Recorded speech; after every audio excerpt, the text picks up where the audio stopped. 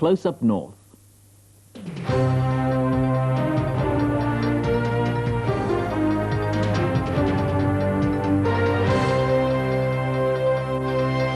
sent it to George Robledo, who headed the goal of the match.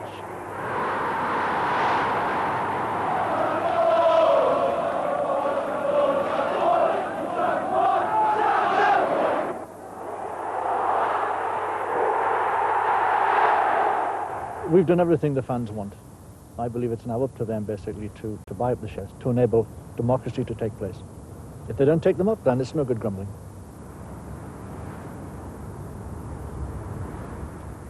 Good evening and welcome to a new series, Close Up North.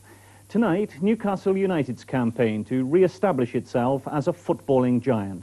The club should be one of the greatest in the land, and for many years it was.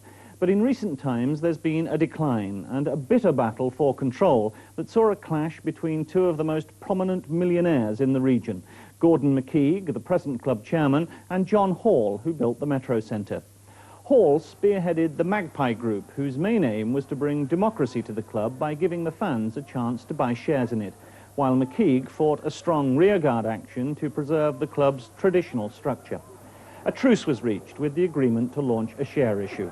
Now, the club's survival depends on whether the fans are prepared to put their hands in their pockets and actually pay the price of democracy.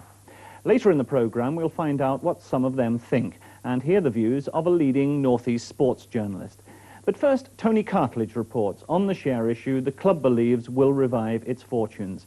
He begins by going back in time to United's glory days. For the Prime Minister, who came onto the field to meet the team... Newcastle United has a history of triumph. In the 50s, it seemed the FA Cup belonged on Tyneside. United won the Cup in 1951, 1952 and 1955. Since those days, triumphs have been rare. In 1969, they did win the European Affairs Cup. But only once have they made a real challenge for the First Division title, coming fifth in 1977. But the following year, they were relegated. Success, though, isn't always measured in trophies at St James Park. The fans want genuine stars, and over the years, the wish has been fulfilled. Centre forwards were rated above all. The Newcastle number 9 shirt has always been one of the most coveted in football. And Milburn was gone.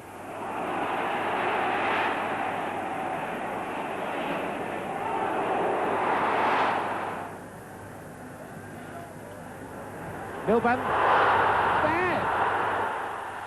Among Jackie Milburn's successors, Wyn Davies. Young. Well, he started the move and deserved to finish it. And a bad mistake, and it's a goal by Wyn Davies. A terrible mistake by River. Letting that ball slip out of his hands. Malcolm MacDonald. Good one. Fine goal by Malcolm MacDonald.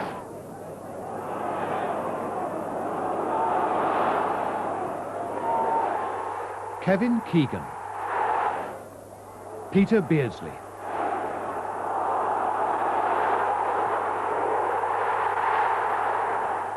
All stars for country as well as club. Ball to Thomas. MacDonald, number 5. And MacDonald becomes the first man since the war to score 5 in a match for England. But even back in the 70s, arguably the greatest of those players could see trouble ahead. And so away MacDonald. There's tremendous hope in this area. There always has been. And that can be relied upon a bit too much. And what I found was that the club itself allowed the fervour, the enthusiasm and the hope of the supporters. And it was tremendous support. They used to come in vast numbers. They used to rely on the fact that they were just going to be there for too easily, and it was taken for granted. Now it's Hibbett, and MacDonald's made a run through the middle, and he might be too quick for him again. MacDonald against Thompson, and that's the second one for MacDonald and for Newcastle. I don't really know what the ambitions of the club were, other than to stay in the First Division. There was a bonus in the contracts that gave £1,000 at the end of each season, so long as the club was still in the First Division. So I think that success to them was not being relegated. Gibb. Lovely dummy. Fine goal. Really a very good goal. bonus not to get relegated. If you get relegated, you should be fined half your year's wages. That was basically the thinking elsewhere. Not so at St James's. It was, well, let's just, you know, so long as we keep plodding on in the First Division, we'll be okay. We felt that there was a very easygoing attitude from the board. It was a super day out for them. They didn't have to pay for the booze. The sandwiches came free. We never felt that they were prepared to put themselves out on a limb as we as players used to in a tackle. McDonald's. Control! What a goal! What a brilliant goal! The commitment MacDonald wanted seemed to arrive with Kevin Keegan. In 1982, after a period of decline, the coup of signing the England captain renewed enthusiasm.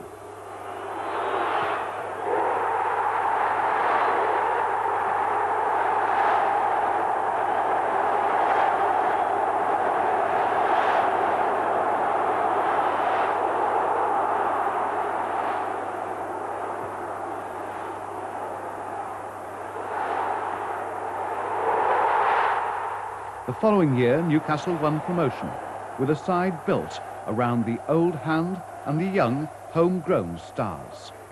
Keegan, Beardsley, wobble! It's hit the post and Keegan! He's done it!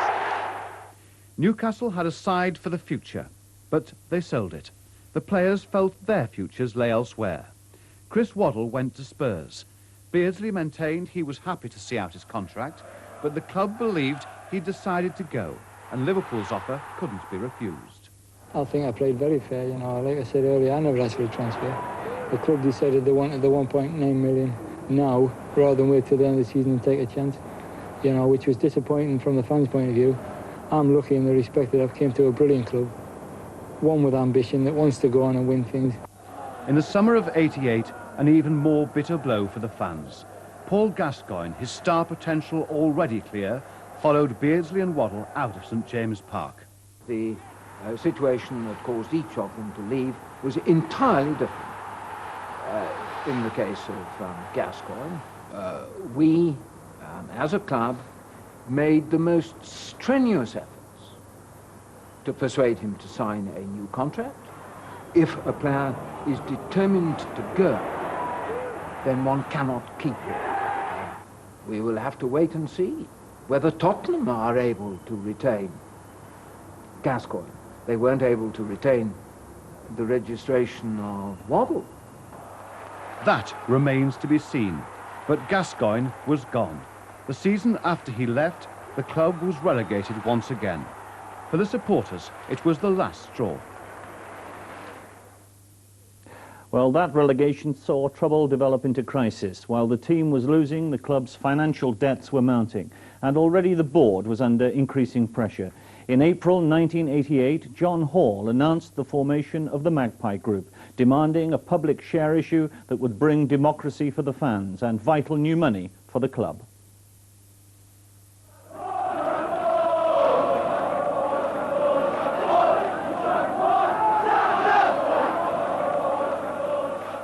Hall's plans brought an immediate response from the fans. And his money brought a response from the club's shareholders.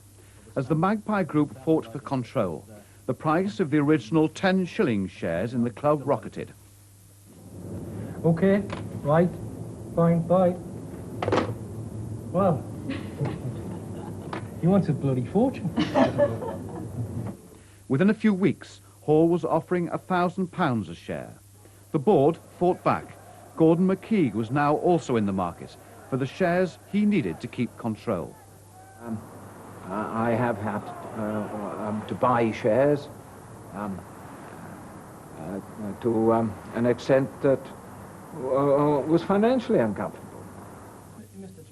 Among the people who sold to the Magpie Group were two directors, George Dixon and the vice-chairman, Ron Mackenzie. They left the board, and the remaining directors blamed the Newcastle Evening Chronicle for vigorously supporting Hall's campaign. We backed the principle and the ideas of the man rather than the man himself, i.e. Public share issue, etc., to let the fans have a say in their own club. We backed that. It happened to be John Hall that was advocating it, but we backed the principle, and we believed in the principle, and we have done ever since. After all, our readers are the fans.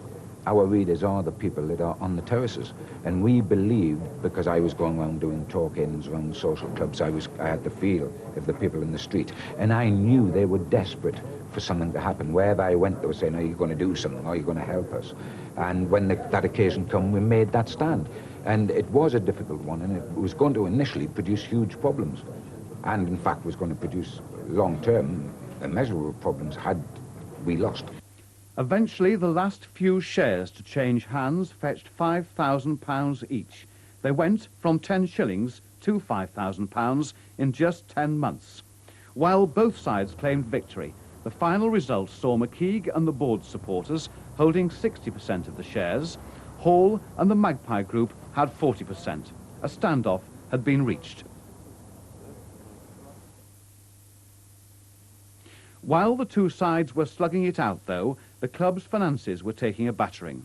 Millions of pounds had been spent on the shares battle, money the club badly needed more than ever before. The Bradford fire tragedy meant that all grounds were examined for safety, and Newcastle's main stand was condemned by the City Council.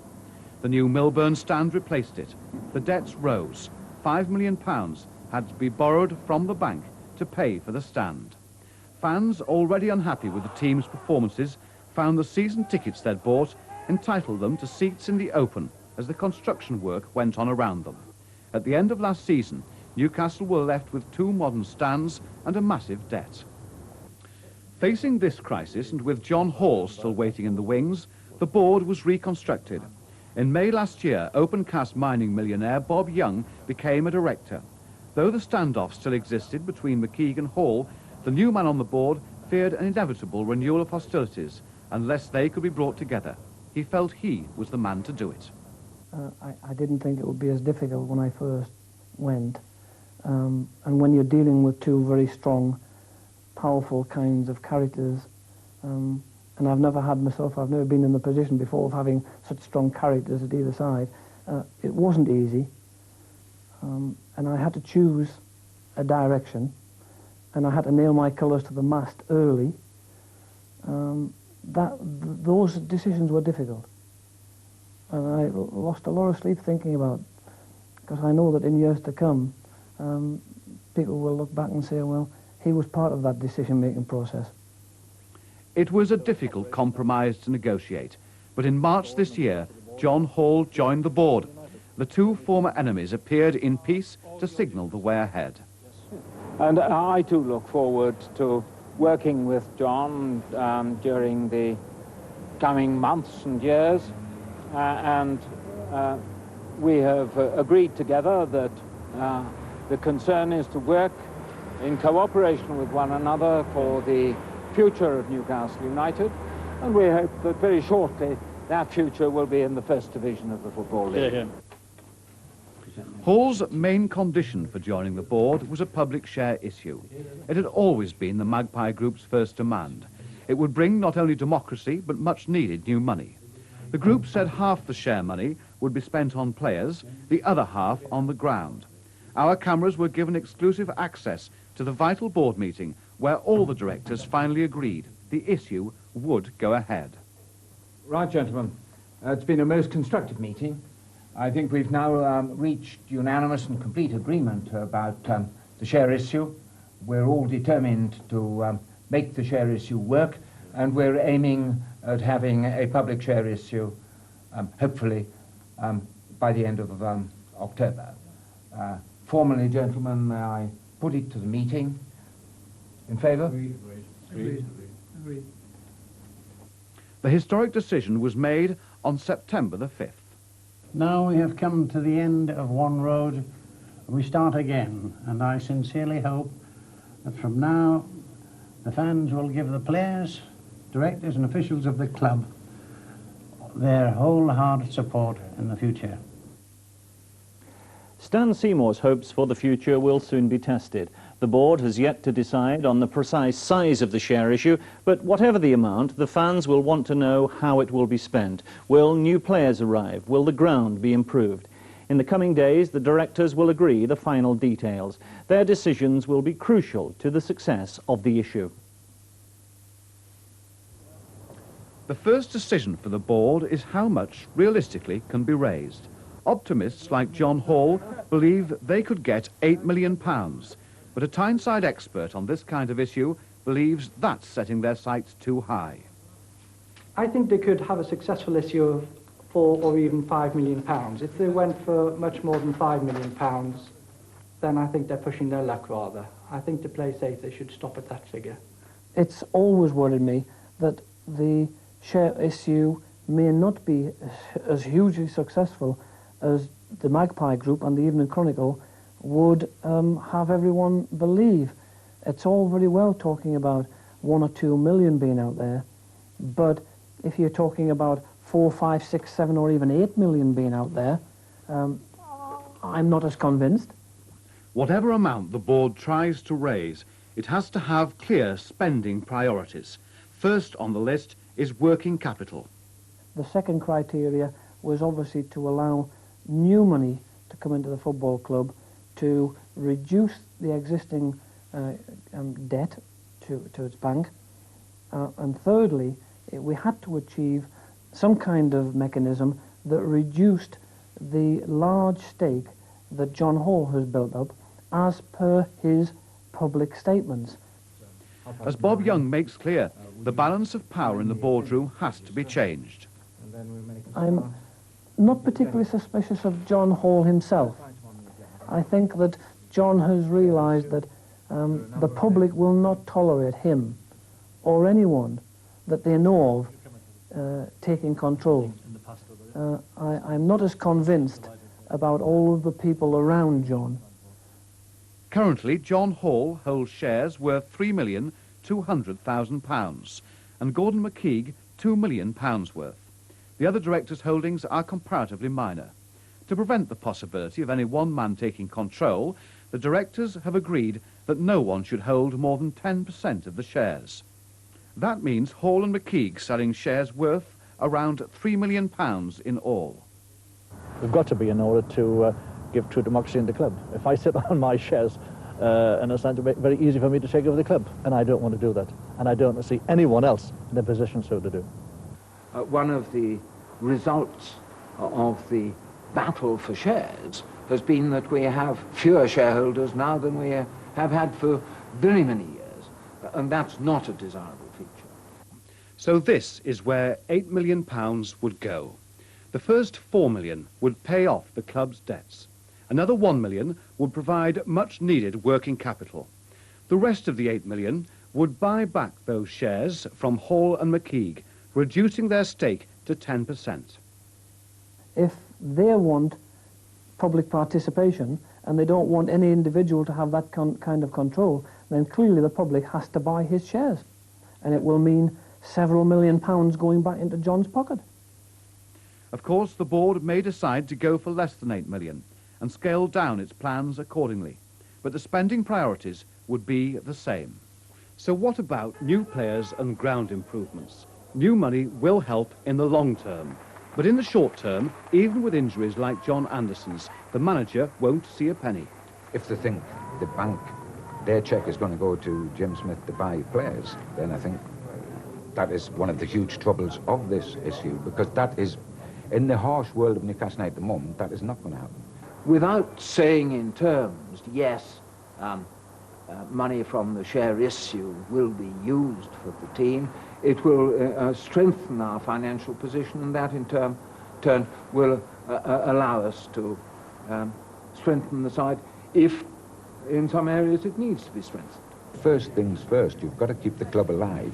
But what I would say to fans is that your money that you're putting in is giving you the voting power that if you don't like what's happening up there, you can go along and actually do something about it at the shareholders meeting in the future. You never had that opportunity before this century. Newcastle fans are now being asked to think of the club's long-term future. They're being asked to invest for love, not for money. people should be buying these shares because that's where their heart is rather than where their head is, because they have an affinity with Newcastle United and want to be part of it and want to say, I have made my contribution to the success of the club. And if the fans do respond with their hearts, democracy will have arrived. They'll be the largest single group of shareholders. No one can be sure how they'll react, but the people who set the ball rolling are convinced. This is a logical conclusion, but it's not been an easy matter to resolve because there are a lot of financial decisions that have had to be made, and I'm absolutely delighted that we've reached unanimity upon the major issues. I did it because in my heart, I've been a black and white supporter all my life, exactly the same as them. I started off on the terraces, the same as them. I feel like them, and I think there's enough people around here that feel as I do and will do something about it now they've got the opportunity. It's up to you now. You've got to support it. If you don't support it, don't come back to me and complain, because I won't listen to you. You have the opportunity. Really, today is the fans' day of destiny, and the people in the northeast. You've got to back it, because if when you back it, you just propel the club forward to the 21st century, something which we all want. It's a new beginning. How will you personally feel if it is a flop? I feel obviously very disappointed and concerned as to what the next step is, but I have to admit at this point in time I wouldn't be entirely surprised, but I'm confident that if John puts his full backing behind it and gives it the time, I think he is putting his backing behind. I'm not so sure he has the time to give to it. If he puts his time to it, then perhaps we can get the thing away successfully. Saying it'll succeed if John Hall gives the time could sound a bit like an alibi for failure. Well, I suppose I'm just putting a marker in that it is not a foregone conclusion, in my opinion, that it will be a success. It certainly isn't a foregone conclusion that it won't be a success. Otherwise, we wouldn't be doing it. Right now, the odds are that it will be a success. I think to strengthen the odds, it needs a great deal of John's personal time over the next few weeks. If John Hall fails now, Newcastle United fail. And where they go from there, goodness only knows. So how will they respond? Well, with me are two devoted Newcastle United fans, Russ Gallagher, who's founder member of Supporters for Change, that's the group which campaigned from the terraces for the share issue, and Brian Etherington, who's supported the club for the past 25 years. And we also have Brian McNally of the Journal newspaper, who's followed the fight for the share issue closely. Russ Gallagher, can I ask you, first of all, having seen that film, will you buy shares in the club? Yes, Tony, I'll buy shares in the club, but I think share issue has to be the right share issue. I have three main areas of concern. The first one is the board, as part of the prospectus for the share issue, will have to drop their veto over share transfer. The second one is that the voting structure of the shares is going to have to be updated. At present, the structure is a convoluted thing, one vote for every share up to 10 votes, and then so on. After that's going to have to be updated, obviously, because there's a larger amount of shares. And also, I'm concerned about the amount of shares, of the total number of shares which will eventually be in the club, how much will be allocated to new shareholders, that is, shareholders from outside the present shareholders. Brian Etherington, what about you? Will you buy shares? Do you share those concerns? I don't share them exactly as Russ has put them there. Yes, I'll certainly be buying shares, and I think it's the duty of everybody that's ever stood in a pub or a club that said, if I was a director or a shareholder of Newcastle, this is what I'd do. Now's the time to stand up and be counted, and now's the time to do it. The success of the share issue is going to depend largely on the press.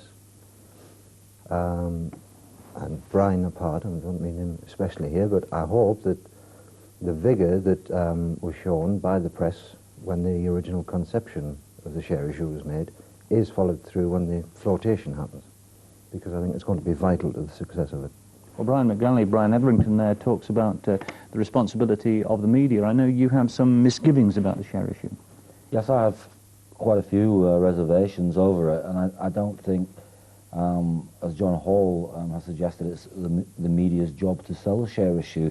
My job is to present the facts to the public and let them make their own minds up. Now, I have reservations on several fronts, I think that the issue is very badly timed, coming just before Christmas and in competition with the Northern Electric issue. And I also think that economically it's not very attractive to the average fan. And when John Hall talks about democracy, in this issue, all the directors will be able to buy up to a maximum of 10%. Now, they have 8 directors. You don't have to have an O level of mathematics to work out that the board will have 80% of the shares, and the fans will have 20%, and the fans' shareholding will be fragmented. The board will always be able to outvote them. So I think talk of democracy is largely an illusion. Are you saying that the share issue has been soured by the recent history of this club? Yes, I think undoubtedly. I think a share issue might have worked, but there has been so much division within the club, and I think there are still people within the boardroom who do not support the share issue fully. And yet we have 2 supporters here who will buy. We've also heard the accountant Jeff White in the film say that there simply may not be the money around in the North East to buy these shares. Russ, does that worry you? I think the supporters will respond positively to the share issue if the conditions are right. Brian spoke there saying that the democracy aspect would be nullified by the directors buying up 80% of the shares. This is one of my areas of concern. What percentage of the eventual total number of shares will be allocated to new shareholders? Do you think that the people on the terraces who've campaigned for the share issue through your organisation and by backing John Hall to some extent in the Magpie Group will get the block voting rights on the board which they've been after for so long? I think they will. It's up to the fans, as has been said on the film, to respond positively to the share issue, and I'm sure they will if the conditions for that share issue are right. But will there be enough money in the club to do perhaps what everyone wants, Brian McNally? I don't think so. I mean, we're being told that, in fact, contrary to what John Hall promised the fans 2 years ago in his glossy manifesto, which was a pledge for the future, he promised absolutely categorically that the money would go on players and on ground improvements. Now, I'm told on very good authority that not a single penny of that will go in those areas. And I mean, the first thing Newcastle United supporters want is to get the team right. The team's gone 5 games without a victory. And if you get the team right at Newcastle, everything else falls into place. But what structurally is the alternative to this share issue? Well, I've spoken to people in the city, and the Millwall and Spurs share issues haven't been a success, and various suggestions have been made to me. For instance, a cooperative where everybody owned the same stake, and they elected a board of trustees similar to your board of directors, but the important thing is that everybody has exactly the same stake. We're not going to have directors having 80% and fans having 20%. Brian Etherington, after all the years that you've supported this club, do you think we will get back to the great glory days of Newcastle United? Hopefully, yes. And I'd hoped last season hadn't come so close. We may do it again this season, but got off to not such a good start. I would, though, just take Brian McNally up on a point there and ask what you consider success of going public is. In that the success of this particular share issue is going to be the money that comes into the club and what they're able to do with it. The lack of success that they've had at Millwall and Tottenham, I think, is based around the lack of financial success they've had outside of football.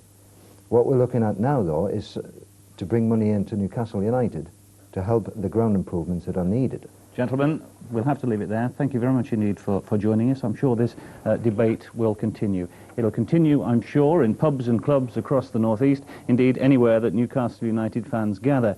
If you want your say on the financial funding of football in this region, Radio Newcastle and Radio Cleveland are linking together for the next hour, and you can phone them on Tyneside. That's 091 232 6565. I'll repeat that number, 091 232 6565.